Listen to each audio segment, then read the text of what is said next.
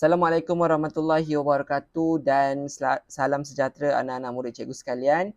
Untuk bahagian terakhir dalam 2.2 jenis-jenis punca persamaan kuadratik, kita akan fokus untuk aplikasi pembeza layan.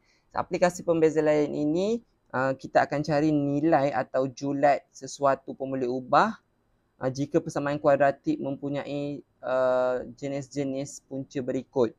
Okey, yang pertama kita tengok soalan. Cari nilai atau julat bagi P jika persamaan kuadratik berikut mempunyai dua punca nyata dan berbeza. Jadi kita tengok kata kunci dekat soalan ini adalah dua punca nyata dan berbeza. Jadi maksudnya di sini adalah nilai pembeza layan itu kita akan dapat B kuasa 2 tolak 4AC lebih besar daripada kosong. Sebab apa? Sebab dia ada dua punca nyata dan berbeza. Okey, sebelum kita nak masukkan nilai dalam pembeza layan untuk dapatkan julat P, so kita akan bentukkan persamaan arm dulu. So untuk bentuk persamaan arm, kita perlu modify persamaan kuadratik yang diberi. Kita tengok So negatif X kuasa 2 tambah 8X sama dengan 1 tolak 2P. Kita pindahkan 1 ke sebelah kiri, kita akan dapat negatif X kuasa 2 tambah 8X.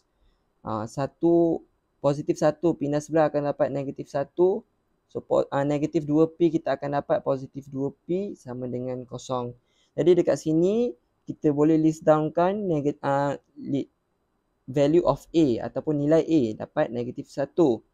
B kita akan dapat 8 dan C kita akan ambil semua yang tiada nilai X iaitu negatif 1 tambah 2P.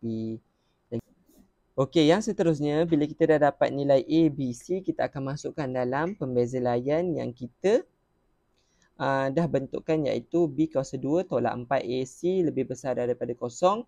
Sebab apa lebih besar daripada kosong? Sebab soalan dah bagi tahu dua punca nyata dan berbeza. Jadi kita masukkanlah nilai B 8 kuasa 2 tolak 4 darab A. A kita negatif 1 dan nilai C kita adalah negatif 1 tambah 2P lebih besar daripada kosong. Okey, untuk yang seterusnya kita kena selesaikan satu-satu untuk elakkan kesilapan atau kesalahan semasa kita membuat operasi algebra. Okey, 8 kuasa 2 kita akan dapat 64. Kita kembangkan dulu. Negatif 4 darab negatif 1 kita akan dapat positif 4.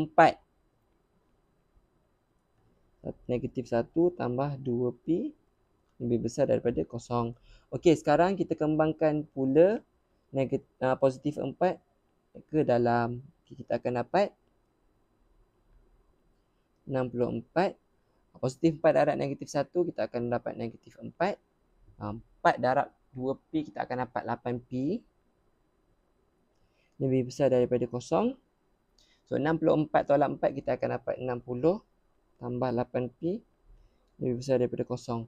Dan 60 kita akan pindah ke sebelah kanan untuk kita dapat nilai P.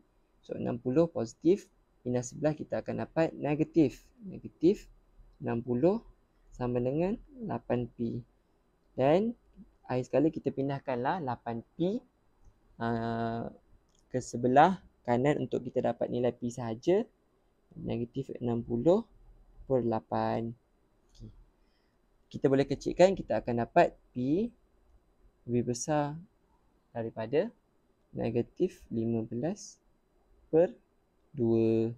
Ini adalah julat nilai P untuk persamaan ataupun persamaan kuadratik ini. Kita kena tengok jenis punca yang diberi.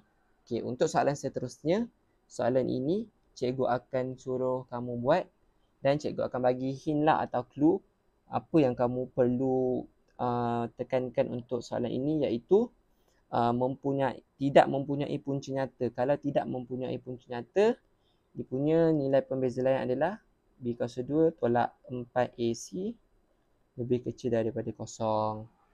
Okey, nanti cikgu akan tanya dalam grup dan minta kamu hantar jawapan untuk soalan ini. Dan lagi satu soalan, ini mempunyai dua punca yang sama. Kalau mempunyai dua punca yang sama, key point dia adalah dua punca yang sama, automatically dia punya nilai pembeza layan adalah B kuasa 2 tolak 4AC sama dengan 0. Itu sahaja untuk 2.2 jenis-jenis punca kuadratik.